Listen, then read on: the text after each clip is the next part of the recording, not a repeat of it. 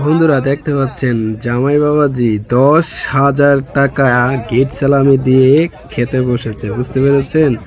এই যে একটি হাসি, এই হাসিটির দাম বর্তমানে 10,000 টাকা, কিন্তু 10,000 টাকা বিনিময়ে কিন্তু এই হাসিটি শেষ করতে পারিনি খেয়ে জামাই। বন্ধুরা কেউ কিন্তু নজর দিবেন না, আপনারা খেতে চাইলে কমেন্ট করে জানাবেন কে কে এই আস্তা হাসিটা খেতে চান। একদম সবাইকে দিয়ে দেবো, কে কে খেতে চান।